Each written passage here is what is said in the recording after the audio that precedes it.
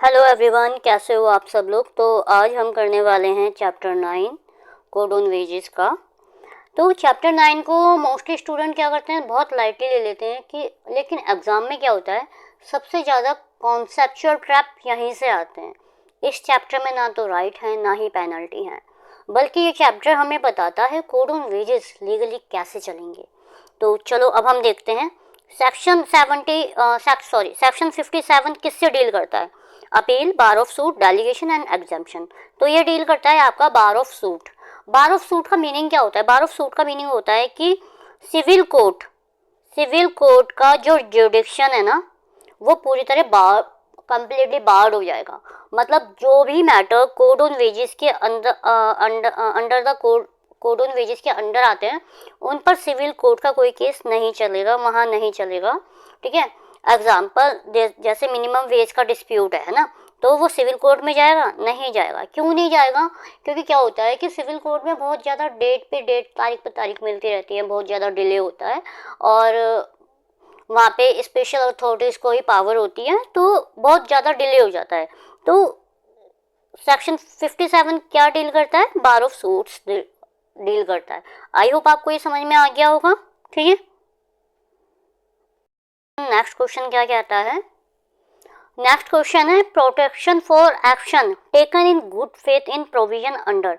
Good faith में लिया गया ठीक है एक्शन के अगेंस्ट जो प्रोटेक्शन है वो किस सेक्शन में आता है? तो वो आपका आता है सेक्शन 58 में। ठीक है। किस में आता है? सेक्शन 58 में आता है। ठीक है। देखो, जैसे अब देख लो, गवर्नमेंट ऑफिसर हो गए, इंस्पेक्टर हो गए, अथॉरिटी हो गए, अगर इनमें से कोई भी ऑनेस्ट इंटेंशन के साथ कोई काम करते हैं तो उन पे सिविल और क्रिमिनल लायबिलिटी नहीं होती। ठीक है। देखो एग्जाम्पल लो, इंस्पेक्टर ने लॉ समझकर इंस्पेक्शन की लेकिन बाद में इंटरप्रिटेशन गलत निकली, तो इंस्पेक्टर पर्सनली लायबल नहीं होगा। अब देखते हैं हमारा नेक्स्ट क्वेश्चन। नेक्स्ट क्वेश्चन क्या कहता है? Burden of proof lies on. Burden of proof किस पे आता है? देखो, लेबर लॉ का एक गोल्डन रूल है कि बर्डन ऑफ प्रूफ का जो है ना, वो किस पे आएगा? वो एम्प्लॉयर पे आएगा। एग्जाम्पल ले लो, एम्प्लॉय ने बोला कि मुझे मिनिमम वेज नहीं मिल रही, तो यहाँ पे एम्प्लॉय को प्रूफ नहीं करना कि उसको नहीं मिल रही, यहाँ पे एम्प्लॉयर को प्रूफ करना होगा कि उसने मिनिमम वेज दी है या नहीं दी। ठीक है। क्यों प्रूफ करेगा? क्योंकि रिकॉर्ड तो एम्प्लॉयर के पास ही होंगे ना। अटेंडेंस हो गया, वेज हो गया, या फिर आपका रजिस्टर हो गया, वो सब किसके पास होगा? वो तो एम्प्लॉयर के पास ही होगा। तो इसका आंसर हो गया बर्डन ऑफ प्रूफ किस पे आता है? एम्प्लॉयर पे आता है। ठीक है। अब देखते हैं हमारा नेक्स्ट क्वेश्चन। नेक्स्ट क्वेश्चन क्या कहता है? Contracting out refer. Contracting out क्या रेफर करता है? कॉन्ट्रैक्ट लेबर को रेफर करता है, आउटसोर्सिंग करता है, या वेवर ऑफ स्टैच्यूटरी राइट, या फिर फिक्स्ड टर्म एम्प्लॉयमेंट। तो ये करता है waiver of statutory right. Contracting out का मीनिंग होता है वेवर ऑफ स्टैच्यूटरी राइट। मतलब स्टैच्यूटरी राइट कैसे हो गए? ठीक है। जैसे स्टैच्यूटरी राइट आपके हो गए मिनिमम वेज। ठीक है, मिनिमम वेज हो गया, है ना, ओवर टाइम हो गया, या फिर बोनस हो गया, तो ये एग्रीमेंट से वेव नहीं होते। इसी का मीनिंग होता है कॉन्ट्रैक्टिंग आउट। मतलब एग्रीमेंट में लिखा है कि एम्प्लॉय मिनिमम वेज क्लेम नहीं करेगा, तो ये क्लॉज वॉइड हो जाएगा। ठीक है। ठीक है। चलो अब हम देखते हैं question number 20। In case of inconsistency between code and agreement. अगर कोड और एग्रीमेंट में कोई इनकंसिस्टेंसी है तो वो क्या क्या कहलाएगा? क्या होगा उसका? एग्रीमेंट प्रिवेल रहेगा, कोड प्रिवेल रहेगा, या कोड डिसाइड करेगा, या बोथ बिकम वॉइड बन जाएगा?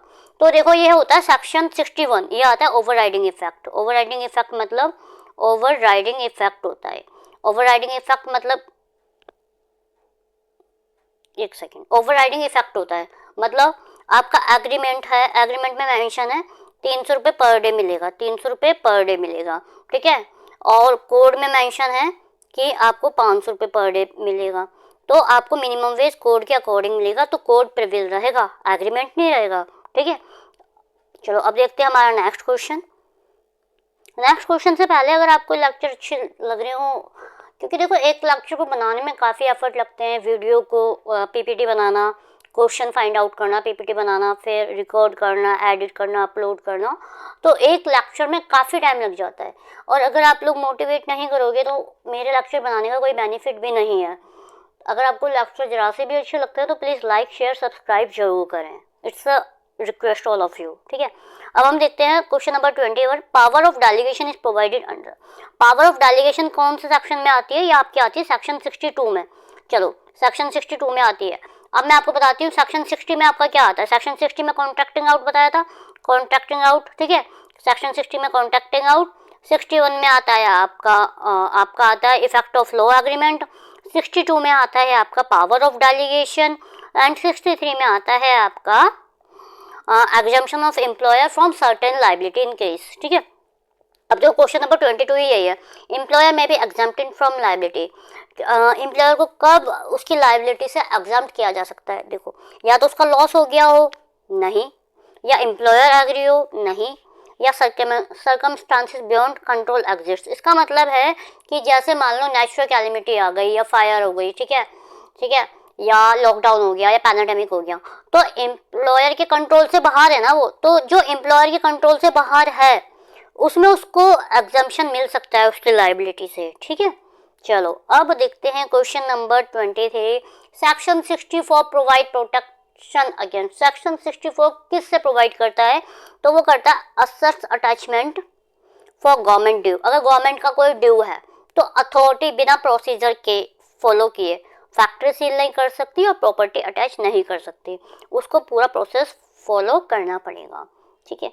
अब देखते हैं हमारा next question, power to issue direction to state government liability. State government को मतलब कौन डायरेक्ट करता है पावर, कौन इशू करता है पावर? तो वो करती है आपकी सेंट्रल गवर्नमेंट। अब देखते हैं हमारा क्वेश्चन नंबर 25 क्या कहता है, सेविंग क्लोज अनश्योर, ठीक है।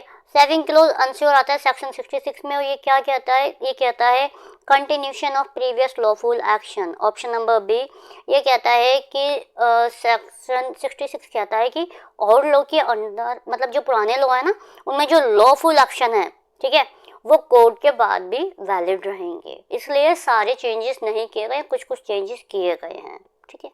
अब देखते हैं question number 26, rule making power. Rule making power किस सेक्शन में दी गई है? तो वो दी गई है आपका सेक्शन 67 में। मैंने आपको अभी सेक्शन 60 से 65 तक ऊपर करवाए थे, आपको कमेंट बॉक्स में सेक्शन 62 65 तक मेंशन करना है कि क्या क्या था। ऐसे करने से आपका ही रिवीजन होगा और आपके लिए ही बेनिफिशियल होगा, ठीक है। चलो अब देखते हैं हमारा next question, question number 27। Question number 27, power to remove difficulty. Power to remove difficulty किसमें कौन करता है? ये करती है आपकी सेंट्रल गवर्नमेंट, ठीक है। अब देखते हैं question number 28, repeal and saving are cover under. Repeal और सेविंग किस में आती है? ये आती है 69 में। 66 67 68 आपको मेंशन करना है, ठीक है, ये आपका homework. Question number 29, which act was repealed due to the code on wages. यहाँ 4 एक्ट दिए गए हैं और इनमें से कौन सा कोड ऑन वेजेस में आता है? तो इनमें से आता है आपका मिनिमम वेज एक्ट, ठीक है, मिनिमम वेज एक्ट। आपको ये चीज़ तो पता होनी चाहिए कि कोड ऑन वेजेस में कौन से आते हैं, सोशल सिक्योरिटी में कौन से आते हैं, IR में, इंडस्ट्रियलाइजेशन में कौन से आते हैं, ये चीज़ आपको पता होनी चाहिए, क्योंकि ये क्वेश्चन पूछे जाएंगे। DSSB इंस्पेक्टिंग ऑफिसर में भी इसी टाइप के क्वेश्चन पूछे गए थे कि चैप्टर जैसे मिनिमम वेज कौन से चैप्टर में है, ठीक है, और ये जैसे कि कोड ऑन वेजेस में कौन कौन से लॉ आते हैं, ये सब क्वेश्चन पूछे गए थे। चलो अब देखते हैं हमारा आज का last question, chapter 9 mainly content. Chapter 9 में क्या है मेनली? तो उसमें है आपका रेजिडुशियल और प्रोसीजरल प्रोविजन, ठीक है। अब देखो मैंने आपको कोड ऑन वेजेस के chapter 1 to chapter 9 separate video में कवर किए हैं, मतलब चैप्टर 1 का अलग वीडियो, चैप्टर 2 का अलग, चैप्टर 3 का अलग, 4 का, ऐसे करके कंप्लीट चैप्टर 9 किए हैं, जिसमें अप्रोक्सीमेट मैंने 300 क्वेश्चन कवर कर दिए हैं।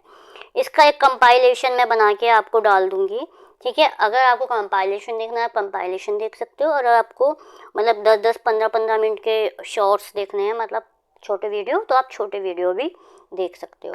प्लीज़ चैनल को लाइक शेयर सब्सक्राइब करना मत भूलना, बहुत एफर्ट लगते हैं। Bye bye guys, thank you. And social on security का एज सुन एज पॉसिबल मैं लेक्चर लेके आऊँगी। और अगर आपको लगता है कि मुझे कोड भी पढ़ाऊँ मैं आपको डायरेक्ट से, तो आप मुझे कमेंट में मेंशन कर सकते हो, मैं कोड के भी वीडियोस लाऊंगी। Bye bye guys, thank you so much.